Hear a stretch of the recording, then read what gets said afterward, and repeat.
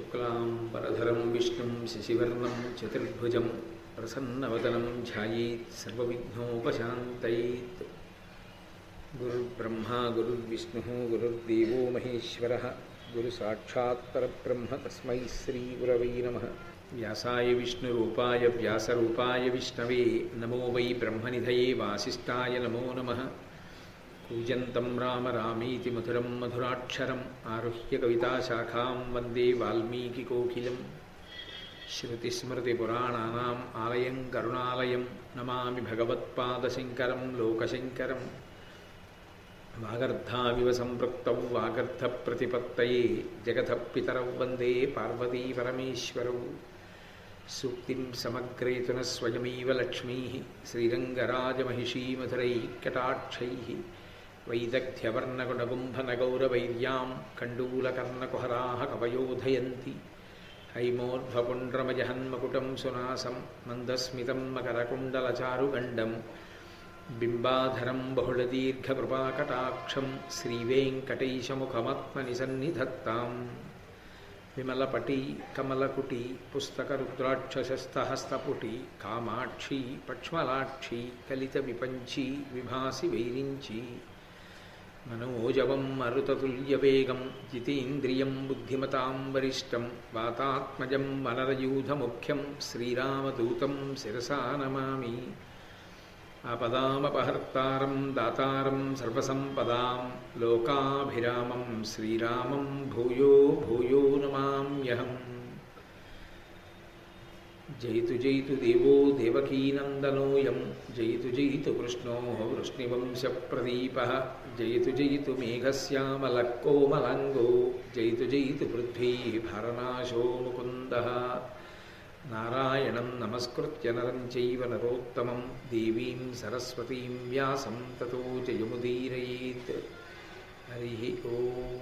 परमेश्वरस्वरूपैः सभय नमस्कारः।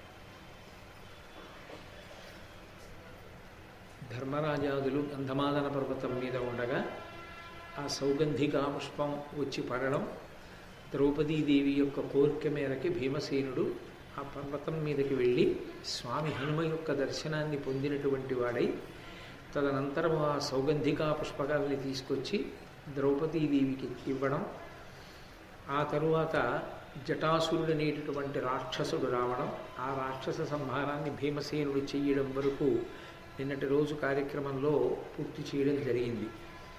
ఆ గంధమాదన పర్వతం మీద వాళ్ళు నివసిస్తున్నటువంటి రోజులలో 17వ నాడు వృషపర్గుడు అనబడేటటువంటి ఒక రాజర్షి ఆశ్రమానికి చేరుకున్నారు. అక్కడ 7 రోజులుండి రోమశుడు, రోమశ మహర్షి, ధౌమ్యుడు, కొద్దిమంది విప్రులు కలిసి మాల్యవత్ పర్వతాన్ని చూడడానికి వెళ్ళారు. మాల్యవంతము అంటూ ఉంటారు. ఆ పర్వతాన్ని చూడడానికి వెళ్ళారు. అవన్నీ కూడా దేవతా భూములు, చాలా విశేషమైనటువంటి పర్వతములు. అక్కడికి వెళ్ళడం, అక్కడ ఉండే సరోవరాల్లో నీళ్లు తాగడం, అక్కడ ఉండేటటువంటి కందమూలాల్ని తీసుకోవడం, ఆ మహానుభావుల్ని దర్శనం చెయ్యడం, అవన్నీ కూడా చాలా విశేషమైనటువంటి స్థితి కలిగినటువంటివి. కాబట్టి ఆ మాల్యవంతాన్ని చూడడానికి వెళ్ళాడు ధర్మరాజు గారు తన యొక్క సోదరులతో, ద్రౌపదీదేవితో, కొద్దిమంది విప్రులతో, రోమశ ధౌమ్యులతో కలిసి వెళ్ళాడు. ఎందుచేత అంటే రాక్షస సంచారం కూడా అంత ఎక్కువగానూ ఉంటుంది. కాబట్టి ఇంతమందిని తీసుకువెడితే ఏదైనా ఇబ్బంది కలగచ్చు.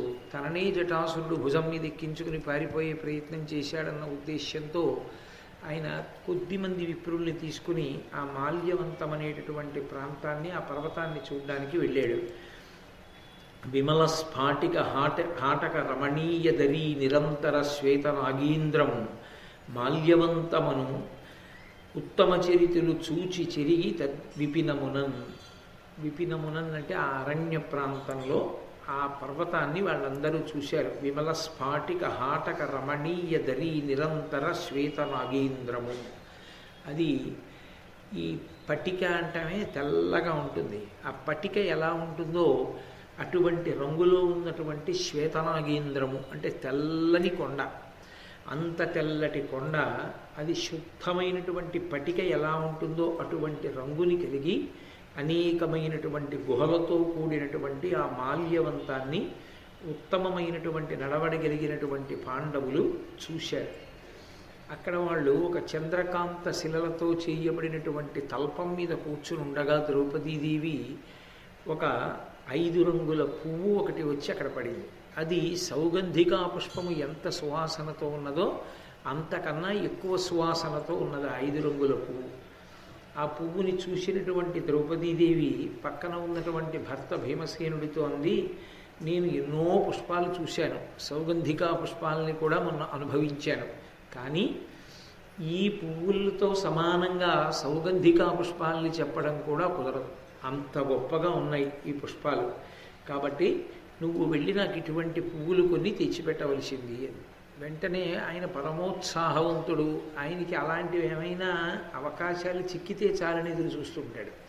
మొన్ననే కదా తెచ్చానంత గొడవైంది, మళ్ళీ ఇప్పుడు ఈ పువ్వులు ఎందుకని ఆయన అనలేదు.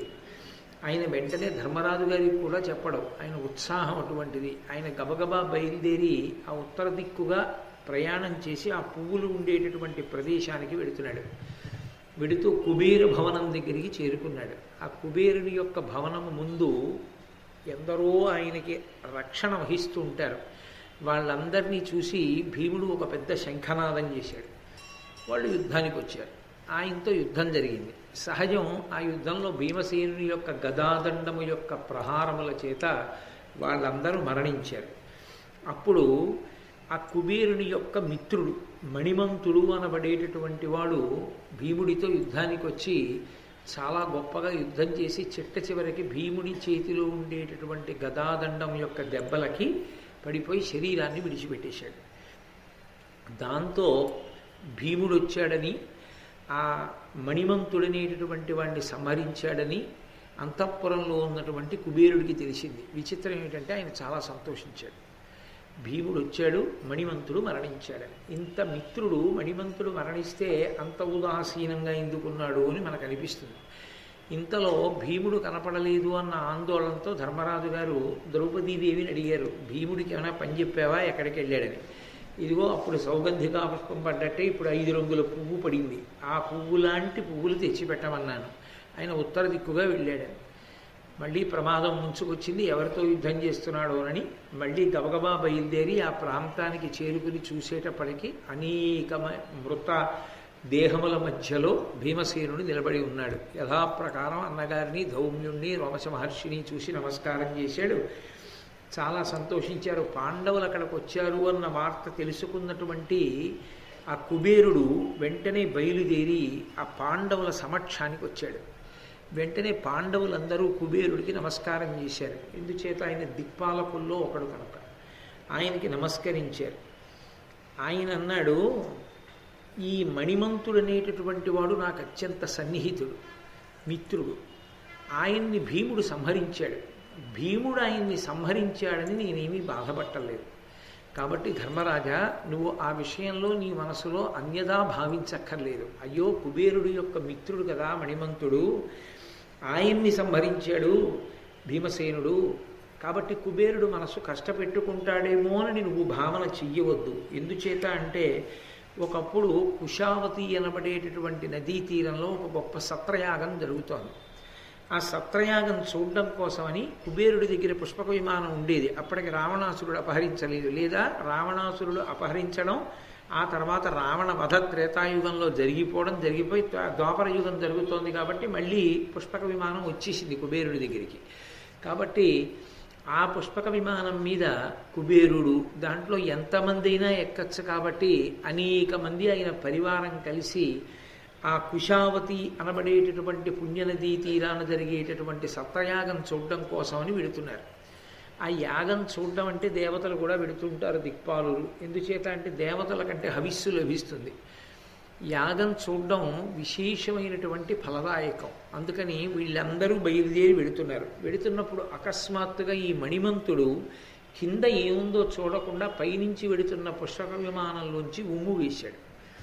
అదొక ధూర్తతనంతో కూడినటువంటి అలవాటు. అసలు తల్లిలాంటి భూమి మీద నిష్కారణంగా ఉమ్ము వేయడం అనేటటువంటి దానికన్నా పాపపుట అలవాటు లోకంలో ఇంకోటి ఉండదు. అది చాలదన్నట్లు వేగంగా వెళ్ళిపోయేటటువంటి వాహనాల మీద వెళ్ళిపోతూ వెనక ఏముందో చూసుకోకుండా ఉమ్ము వేస్తూ ఉండడం. అది గాలికి ఎగిరి వెనక వచ్చేటటువంటి వాళ్ళ మీద పడుతుంది. ఎన్నో పర్యాయాలు నేను ఆఫీస్కి వెళ్తున్నప్పుడు, రోడ్డు మీద వెళ్తున్నప్పుడు నా మీదే ఎన్ని ఉమ్ములో పడ్డాయి. ఓసారి ఒక ఆయన వేసినటువంటి ఉమ్ము అయితే తిన్నగా వచ్చి నా ముఖం మీద పడింది కూడా. ఆయన ఏదో కొంత సంస్కారం ఉన్నవాడు కాబట్టి బండి ఆపి క్షమార్పణ చెప్పాడు, వేరు విషయం అనుకోండి. అది చాలదన్నట్లు తాంబూలాలు నవ్వులుతూ ఉండడం, నెత్తురు కక్కినట్లు రోడ్ల మీద ఎర్రటి ఉమ్ము పెద్ద పెద్ద దోషిళ్ళకి సరిపోయేటంతటిది ఉమ్ముతూ ఉండడం, అవన్నీ అట్టలు కడుతూ ఉండడం, బస్సుల్లో వెడుతూ ఉమ్మేస్తూ ఉండడం, కింద ఎవరు వెడుతున్నారో చూసుకోకపోవడం, అవన్నీ ప్రమాదహేతువులు. అది ఎవరో పడకూడని వాళ్ళ మీద పడి వాళ్ళు ఆగ్రహం చెందితే లేనిపోని ఆపదలు వస్తాయి. అసలు ఉమ్మేయడం ఏమిటి? ఆ వైద్యశాస్త్రంలో పరమేశ్వరుడు మనకి ఇచ్చినటువంటి గొప్ప బహుమానాలలో లాలాజలం ఒకటి, ఆ ఉమ్ము ఒకటి. ఎందుచేత అంటే ఆ లాలాజలంలో మ్యూకస్ టైలిన్ అని 2 పదార్థాలు ఉంటాయి. ఆ మ్యూకస్ జిగురుగా ఉంటుంది. అది ఆహార పదార్థం చాలా తేలికగా కంఠానికి ఒరుసుకోకుండా కడుపులోకి జారిపోవడానికి ఉపయోగపడుతుంది. ఆ టైలిన్ సూక్ష్మక్రిముల్ని నిర్మూలిస్తుంది. అందుకే ఎంతకాలం ఉమ్ము ఊరుతుందో అంతకాలం సూక్ష్మాంగ జీవులు పెరిగిపోకుండా నోటిని శుభ్రం చేస్తూ ఉంటాయి. అసలు పరమేశ్వరుడు ఇచ్చినటువంటి గొప్ప ప్రాథమిక చికిత్సకి ఔషధం ఏమిటి అంటే ఉమ్మే. దాని మీద తిరు నీలనక్క నాయనార్లని ఆ శివమహాపురాణంలో వస్తుంది. ఆ 63 మంది నాయనార్లలో ఒక నాయనార్ భార్య శివలింగం మీద సాలెపురుగు పాకితే నాయనార్ చూస్తున్నాడు. నాయనార్ భార్య, అయ్యో శివలింగం మీద సాలెపురుగు పాకుతోంది, శివుడికి ఒళ్ళు దురద పెడుతుందేమో అని ఆ సాలెపురుగును తీసేసి చేతిలో ఉమ్మేసుకుని శివలింగానికి రాసింది. రాస్తే నీలనక్క నాయనార్ పూజ చేస్తున్నాడు. ఛీ ధూర్తురాలా, శివలింగానికి ఉమ్ము రాశావు, నిన్ను నేను ఇవాల్టితో పరిత్యజిస్తున్నాను, నువ్వు ఈ పెరట్లో ఉండు, ఇక నువ్వెప్పుడు నాకు కనపడకు అని భార్యని పెరటి ఇంట్లోకి పంపించేశాడు. తను మాత్రమే ఇంట్లో ఉండేవాడు. ఒక 4 రోజులు పోయిన తర్వాత ఆయన నిద్రపోతుంటే పరమేశ్వరుడు కల్లోకి వచ్చాడు. ఒళ్ళంతా దద్దుర్లెక్కిపోయి ఉన్నాడు శివుడు. అదేమి శివ అలా ఉన్నావని అడిగాడు నాయనారు. అడిగితే, నువ్వు పూజ చేస్తున్నప్పుడే నువ్వు తెచ్చిన పూలలోంచే ఒక సాలెపురుగు పడింది, అది నా ఒళ్ళంతా పాకింది, పాకితే దాని విషానికి నా ఒళ్ళంతా దురద పెట్టింది. ఆయుర్వేద శాస్త్రంలో అన్నిటికన్నా పరమ ప్రమాదకరమైన విషము దేని దగ్గర ఉంటుంది అంటే సాలెపురుగు దగ్గరే. కాబట్టి నా ఒళ్ళంతా కూడాను దురదలు పెట్టి ఇదిగో ఇలా ఆ మచ్చల కింద పడిపోయింది.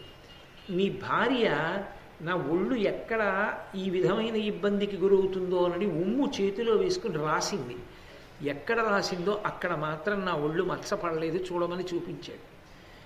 ఉమ్ము వేసింది అన్నది కనపడుతుంది, కానీ ఆమె ఉమ్ము వేయడంలో శివలింగాన్ని చూడలేదు. అది పరమేశ్వరుని యొక్క శరీరం అనుకో. ఆయన మీద సాలెపురుగు పాకితే ఆయన కోమలమైన శరీరానికి ఎంత ఇబ్బంది కలుగుతుందోనని వెంటనే ఉమ్ము రాసింది. ఎంత భక్తి తత్పర్రాలో చేసిన చేష్టితం అటువంటిదైనా ఆమె భక్తికి పరమశివుడు ప్రసన్నుడై నీలనక్క నాయనార్ కల్లో కనపడి ఆమెను ఏలుకొమ్మంటే మళ్ళీ భారీగా స్వీకరించాడు. నీకు లేని భక్తి ఆమెకున్నది అన్నాడు. కాబట్టి ఎక్కడ పడితే అక్కడ ఉమ్ము వేయడం అనేటటువంటిది అత్యంత ప్రమాదకరమైనటువంటి లక్షణం, హేయమైనటువంటి అలవాటు. అటువంటి అలవాటు ఎన్ని ప్రమాదాలో తీసుకొచ్చింది వాంగ్మయంలో. అటువంటి ప్రమాదములలో ఇదిగో ఇదొకటి. కుబేరుడి యొక్క మిత్రుడైన మణిమంతుడు పుష్పక విమానంలో వెడుతున్నాం కదా, మనందరం యక్షులం అనేటటువంటి గర్వంతో కుబేరుడి స్నేహితుణ్ణి, కుబేరుడు అపారమైనటువంటి ఐశ్వర్యమునకు నిధి కాబట్టి నాకేం తక్కువ అనేటటువంటి మదంతో ఆ పైనుంచి ఉమ్ము వేశాడు. అది ప్రారంధవశాత్తు కింద అగస్త్య మహర్షి ఉన్నారు, ఆయన మీద పడింది. వెంటనే అగస్త్య మహర్షి తలెత్తి చూశారు. కొన్ని పాపాలకి సద్య ఫలితాలు ఉంటాయి, అవి ఎక్కువసేపు ఆగవు, ఎప్పుడో అనుభవింపచేద్దామని ఆపరం, ఉత్తర క్షణంలో ఫలితాన్ని ఇచ్చేస్తాయి. అవి పరమ ప్రమాదకరమైనటువంటి పాపాలు. అందుకే అన్నిటికన్నా మనుష్యుడు చాలా జాగ్రత్తగా ఉండవలసింది ఏది అంటే ఎక్కడ పడితే అక్కడ ఉమ్ము వేయకుండా ఉండడమే. కాబట్టి అదిగో అగస్త్య మహర్షి వెంటనే పైకి చూసి అన్నారు, నీవు చూచుచుండ నీ ఇష్టుడి మణిమంతుడిపుడు తనదు మదము పేర్మి నన్ను నరయ కుమిసె నా మీద కష్ట దుర్మదుడు పాలియు ఒక్క మనుజు చేత. యక్షుడుననే గర్వంతో నీ స్నేహితుణ్ణి అనేటటువంటి అహంకారంతో కుబేరా ఈ మణిమంతుడు పుష్పక విమానంలోంచి ఉమ్ము వేశాడు, అది నా మీద పడింది, కాబట్టి ఇతడు ఒక మనుష్యుని చేతిలో మరణించుగాక అని శపించాడు. కాబట్టి ఈ మణిమంతుడు ఒక మనుష్యుడి చేతిలో మరణించాలి, ఎప్పుడో అప్పుడు అది కలుగుతుంది అని నేను చూస్తున్నాను. ఇదిగో ఇవాళ భీమసేనుడి చేతిలో చనిపోయాడు. భీమసేనుడు చంపలేదు, అగస్త్యుడి వాక్కు చంపించేసింది భీమసేనుడి చేత. కాబట్టి దానికి మీరు కర్తలు కారు, మీరు దాని గురించి బెంగపెట్టుకోవలసినటువంటి అవసరం లేదు అని చెప్పి ధర్మరాజు గారి వంక చూసి, ఇవ్వాలంటే మణిమంతుణ్ణి సంహారం చేశాడు, కానీ అన్ని వేళలా సాహసం పనికిరాదు, యుక్తాయుక్త విచక్షణ, కొంచెం ఆలోచించడం అనేటటువంటిది అవసరం అవుతుంది. సావకాశము, సందర్భము, సానుకూలత వీటిని పరిశీలించకుండా పరాక్రమం ఉంది కదా అని ముందుకు వెళ్ళిపోతే ఒక్కొక్కసారి చాలా ప్రమాదాలు వస్తాయి. ఎందుకంటే మనం చూసేది ఒకటవుతుంది, కానీ దానికి ఉండే శక్తి వేరవుతుంది. అప్పుడు లేనిపోని ఉపద్రవాలు వస్తాయి. కుబేరుడు చెప్పిన మాట భవిష్యత్తులో యథార్థమైంది. కాబట్టి నువ్వు భీమసేనుడికి చెప్పవలసింది, ధర్మరాజా ఆయనని ఇంత దూకుడుతనంతో ఉండకుండా మందలించు అని. మీరు ఈ ప్రాంతమునందు ఉన్నంత కాలము కూడా మీకు ఇబ్బంది కలగకుండా మీ భోజనానికి కావలసినటువంటి అన్నం, మీరు తాగడానికి కావలసిన నీళ్లు మా సేవకులు పట్టుకొచ్చి మీకు ఇస్తూ ఉంటారు. దానితో పాటుగా మీకు ఇతపూర్వం ఇంద్రుడు మొదలైనటువంటి వాళ్ళు వరాలు ఇచ్చి మిమ్మల్ని సర్వకాలముల యందు కాపాడుతుంటామని ఎలా మాటిచ్చారో అలాగే నేను మాటిస్తున్నాను. మీరు ధర్మాత్ములు కనుక మిమ్మల్ని ఎప్పుడూ నేను కాపాడుతుంటాను, నా యొక్క రక్షణ మీకు కలుగుతుంది అని అనుగ్రహించాడు. ఇక్కడికి దగ్గరలో ఆర్ష్టిషేణ మహర్షి అనబడేటటువంటి మహర్షి ఉన్నారు. ఆయన ఆశ్రమానికి వెళ్ళి ఆ ఆశ్రమంలో ఉండవలసింది అన్నారు. వెంటనే వీళ్ళందరూ బయలుదేరి ఆ మహర్షి ఆశ్రమానికి వెళ్ళడానికి సిద్ధపడుతున్నారు. అప్పుడు కుబేరుడు ధర్మరాజు గారి వంక చూసి ఒక శుభవార్త చెప్పాడు. మీరు వచ్చారు కాబట్టి నేను మీతో ఒక మంచి మాట చెప్తున్నాను. మానితయశుడు భీమానుజుండు అర్జునుండు అమరుల చేత దివ్యాస్త్ర తతులు వడసి దేవేశ్వరు కడనున్నవాడు అతండు ఉపకారి అయ్యే దేవోత్తమునకు సప్త మేధాధ్వర ప్రాప్త పుణ్యుడు ధర్మమతి భవత్పితృపితామహుడు ఘనుడు శంతనుడతనిచే సంతర్పితుండయ్యే గురుకొని మీదైన కుశలమడిగే అరుగుదించునింత అయ్యర్జనుండు మీ కభిబతార్థ సిద్ధియగును సిద్ధమని ఇరుంగ చెప్పి అలకాధినాథుండు యక్షగణముతోడ అరిగెనంత. ఈ కుబేరుడు ధర్మరాజు గారితో మాట్లాడుతూ చాలా విశేషమైనటువంటి కీర్తి గణించినటువంటి ఈ భీముని యొక్క తమ్ముడైనటువంటి అర్జునుడు ఆ దేవతలందరి యొక్క అనుగ్రహాన్ని పొంది విశేషమైనటువంటి అస్త్ర సంపదని పొంది ఉన్నాడు. అతను దేవేంద్రుడి దగ్గరే ఉన్నాడు. ఆయన దేవతలకి మహోపకారాన్ని చేశాడు. ఈ అస్త్ర సంపదనంతటినీ పుచ్చుకోగానే దేవతలకి ఉపకారం చేశాడు అర్జునుడు. అదేమిటి అన్నది ఎదర తెలుస్తుంది. చాలా గొప్ప ఉపకారం చేశాడు. ఆయన 7 అశ్వమేధయాగములు చేసినవాడు, ధర్మమతి, ఎప్పుడూ ధర్మాన్ని ఆలోచించేవాడు, భవత్పితృపితామహుడు, మీ తండ్రి గారికి తాతగారైనటువంటి వాడు, ఘనుడు, గొప్పవాడు, శంతన మహారాజు గారు ప్రీతి పొందేటట్టుగా ఆయన ప్రవర్తించాడు అర్జునుడు. కాబట్టి శంతన మహారాజు గారు ఎంతో సంతోషించి మీ యొక్క కుశలాన్ని కనుక్కున్నాడు. మీ వంశంలో అంతటి మహానుభావుడు శంతనుడు మిమ్మల్ని కుశలం అడిగాడు అంటే అదే మీకు అంగరక్ష. దాని చేత మీరు పెద్దల యొక్క అనుగ్రహాన్ని పొందారు. దాని వలన మీకు కావలసినటువంటి సిద్ధులన్నీ ఒనగూడుతాయి. కొద్ది కాలంలోనే అర్జునుడు బయలుదేరి వస్తాడు అని చెప్పి మీరు ఆ మహర్షి ఆశ్రమంలో ఎదురు చూస్తుండండి అని ఆయన అంతర్ధానం అయిపోయాడు, వెళ్ళిపోయాడు.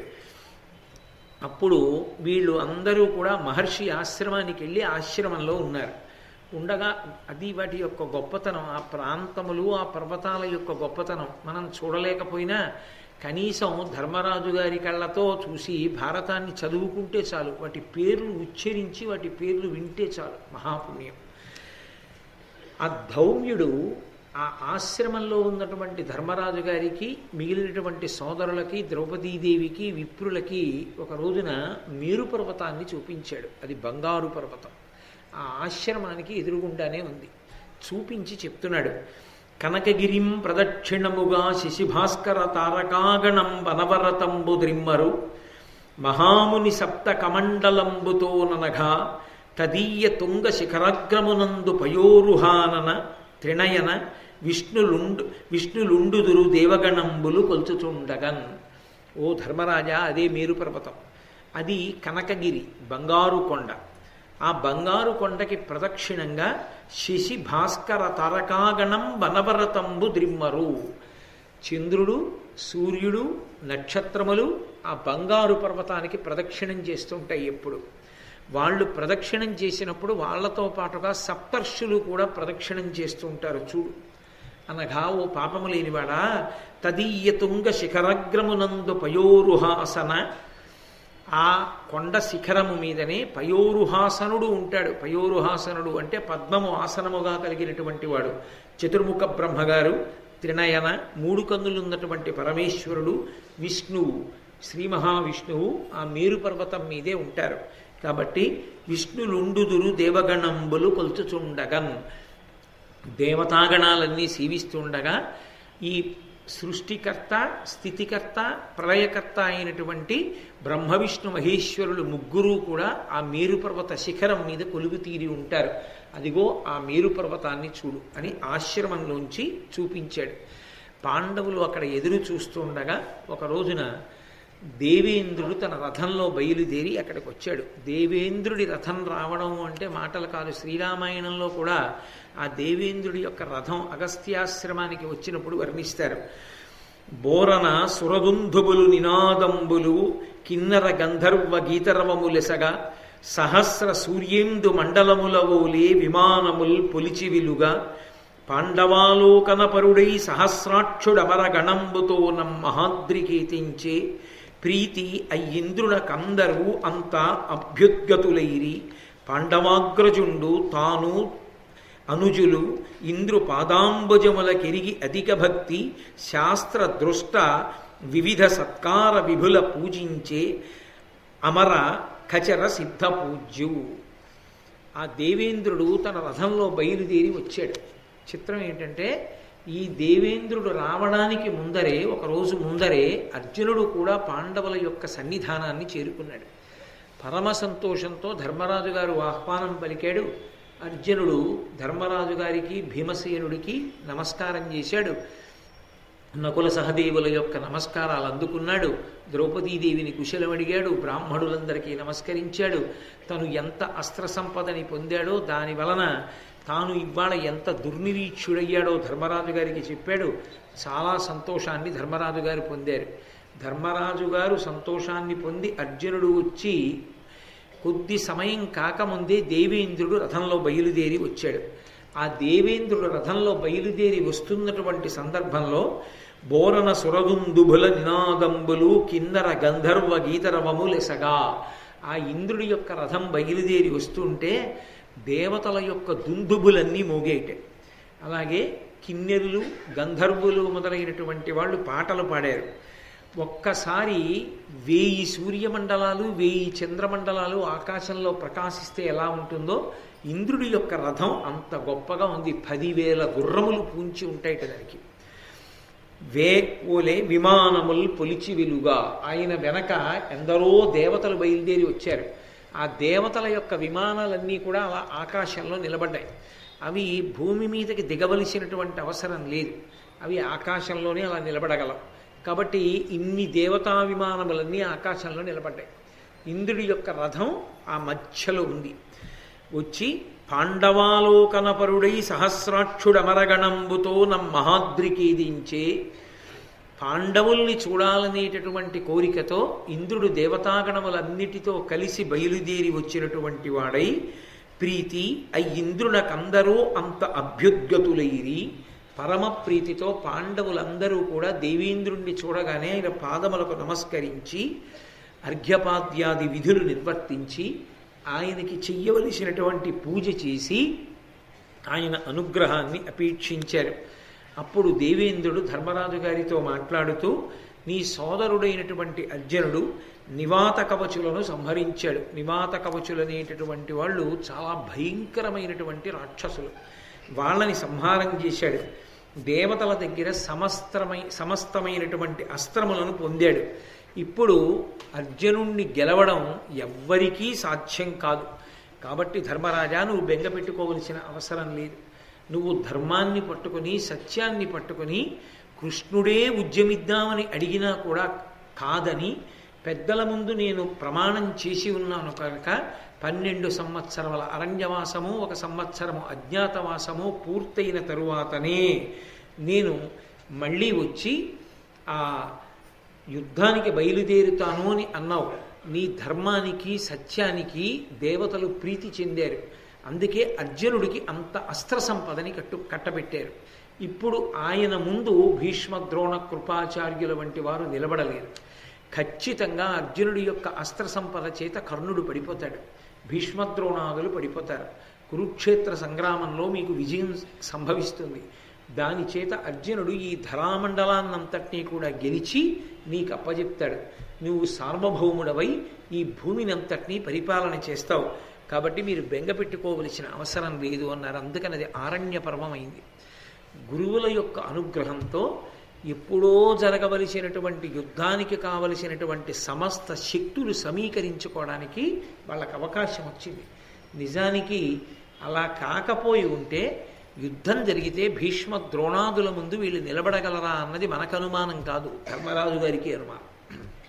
కాబట్టి ఆ భగవంతుని యొక్క అనుగ్రహాన్ని వాళ్ళు పరిపూర్ణంగా సంపాదించుకోవడానికి, ధర్మరాజు గారు తమ్ముళ్లతో తీర్థయాత్ర చేయడానికి, అర్జునుడు సమస్త అస్త్ర సంపదని పొందడానికి, అనేక మంది గురువుల యొక్క అనుగ్రహాన్ని పొందడానికి, వేదం గురించి తెలుసుకోవడానికి, అనేకమైనటువంటి విశేషములను తాము గుర్తెరగడానికి ఆరణ్య పర్వం దోహదం చేసింది. అందుకే పర్వాలలో ఆరణ్య పర్వం చాలా పెద్ద